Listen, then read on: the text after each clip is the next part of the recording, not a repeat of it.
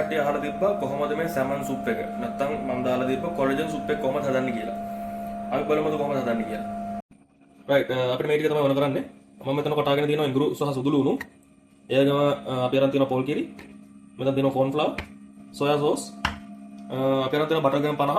ඒ වගේම හිණියට කපාගත්ත අවමිරිස්.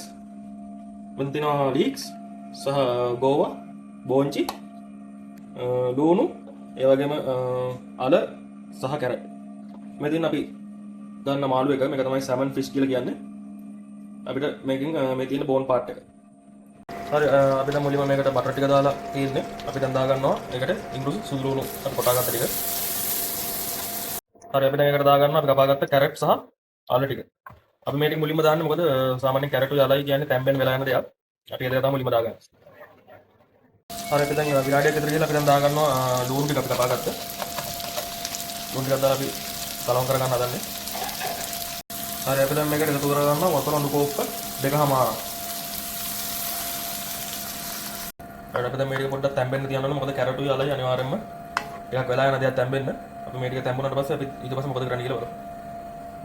රයිට් ඔයගොල්ලෝ දැන් පේනවා මේ සුප් එක මොකද නතර ගමන් තියෙන්නේ. අපි දැන් එකතු කරගන්නවා මේකට අපේ සැමන් මාළු.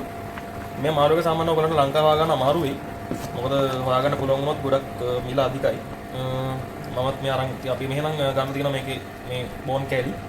ඒවා තමයි සුප් වලට දාන්නේ. ඔයගොල්ලන්ට මේ මාළු හොයාගන්න අමාරු නම් ලංකාවේ අපිට හොයාගන්න පුළුවන් දෙයක් තමයි ටූනා, කෙලවල්ලෝ. ඔයගොල්ලන්ට පුළුවන් කෙලවල්ලෝ කටු සහ කෙලවල්ලන් මාළු වල හැම මේකට භාවිත කරන්න. ඒවා තමයි කොලජන් මට්ටම වැඩි. සාමාන්‍යයෙන් මේ මාළුවට පස්සේ දෙවෙනි තැනට තියෙන්නේ ටූනා. එහෙම නැත්නම් අපි කියන කෙලවල්ලෝ. ඒත් ඔයගොල්ලන්ට දැන් පේනවා ඇති වතුර ගොඩක්ම අපි මෙතනට දාගෙන නැහැ. අඬු කෝප්ප 2.5ක් දාගෙන තියෙන්නේ.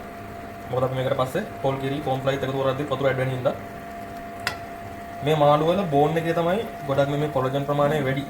ඒත් ඔයගොල්ලෝ මාළු ගන්නකොට අනිවාර්යයෙන්ම මේ වගේ ගන්න. මම නම් මේ කටු කැලි ටික අරන් එන්නේ.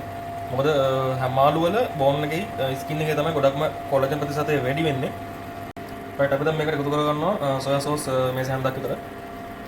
ඊට අපි දැන් මේකට එකතු කරගන්නවා ලුණු මේසෙ විභාගයක් විතර.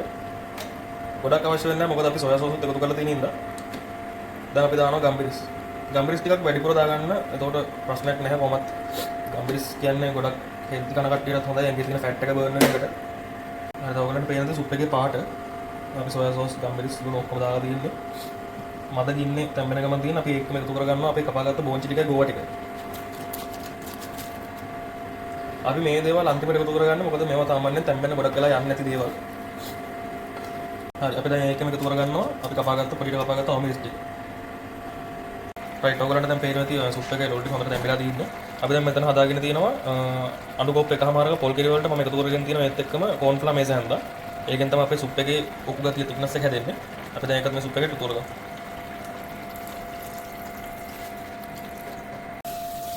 රයිට් ඔයගලන්ට දැන් පේනවා අපේ සුප් එක මේක තමයි පහට.